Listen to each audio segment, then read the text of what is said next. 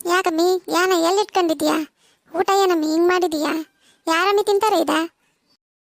ಯಾಕವ್ವ ಚೆನ್ನಾಗೇ ಅದೇ, ಯಾಕವ್ವ ಹಂಗಂತಿ?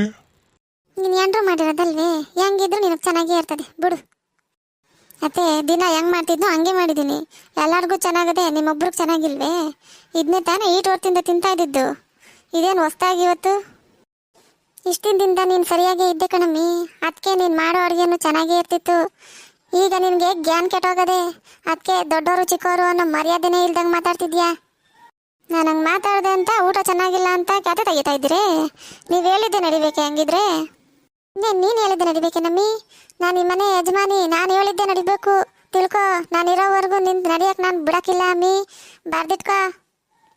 ನಾನೇನು ನಂದೇ ನಡಿಬೇಕು ಅಂತ ಹೇಳ್ತಿಲ್ಲ ಕಣತೆ.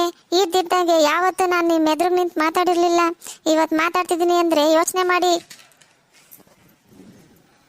ನಿಮ್ಗೆ ಆಸೆ ಇರಲಿಲ್ವೇ ನಿಮ್ಗೆ ಅಂಥವಳು ಸೊಸೆಯಾಗಿ ಬರಬೇಕು ಅಂತ? ನನಗೂ ಇವಾಗ ಹಂಗೆ ಆಸೆ ಅದೇ. ಅದ್ರಾಗೇನು ತಪ್ಪು ಹೇಳಿ? ನೀನು ಆಸೆ ಪಟ್ಟರೆ ಆಯ್ತದೆ ನಮ್ಮಿ. ಸಂಸಾರ ಮಾಡೋನು ಅವನು ಒಪ್ಕೋಬೇಕು, ನೀನಲ್ಲ. ಹ್ಞೂ ಕಣತೆ, ನೀವಲ್ಲ, ಅವನು ಒಪ್ಕೊಂಡ್ರೇ ಆಗೋದು. ಯಪ್ಪ ಯಾಕೆ ಹಿಂಗೆ ಜಗಳ ಕಾಯ್ತಿದ್ದೀರಾ? ನಿಮ್ಮ ಊಟನೂ ಬೇಡ ಏನೂ ಬೇಡ, ನಾನು ಹೋಯ್ತೀನಿ ಹೋಗ್ರಿ. ನನ್ನ ಮೊಮ್ಮಗ ನನ್ನ ಮಾತು ಕೇಳ್ತಾನೆ, ಅವಳನ್ನೇ ಒಪ್ಕೋತಾನೆ. ನೋಡ್ತಿರು, ನನ್ನ ಮಗ ನನ್ನ ಮಾತೆಯ ಕೇಳೋದು, ನೋಡ್ಕೊತೀರಿ. ಅವ್ವ ಗೌರಿ, ನೀವಿಬ್ರು ಜಗಳ ಆಡೋದು ನಿಲ್ಲಿಸ್ತೀರ ಸಾಕು. ಯಾವತ್ತೂ ಇಲ್ಲದೆ ಇರೋದು ಇವಾಗ ಈ ವಿಷಯಕ್ಕೆ ಹಿಂಗೆ ಜಗಳ ಆಡ್ತಿದ್ದೀರಲ್ಲ, ಏನಾಗದೆ ನಿಮಗೆ? ನೀವು ಹಿಂಗೆ ಮನೆಯಾಗ ಜಗಳ ಆಡ್ತಿದ್ರೆ ನಾನು ಹೋಗಿ ಅರುಣನ ಹತ್ರ ಏನಂತ ಮಾತಾಡಲಿ? ಅವನಾದ್ರೂ ಒಪ್ಕೋತಾನ? ಈಗ ಊಟ ಬಿಟ್ಟು ಹೋಗೋನೆ.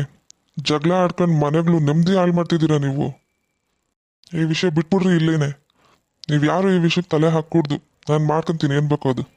ಸಾಕೇನೆ, ನನ್ನ ಮಗನ ಕೈಲಿ ಬೈಸ್ಬಿಟ್ಟಲ್ಲ, ನೆಮ್ಮದಿಯಾಗಿರು. ನೀನು ತಿನ್ಕೊ ನೀನು ಊಟನ. ನಾನು ಹಂಗಲ್ಲ ಕಣ್ರಿ ಹೇಳಿದ್ದು.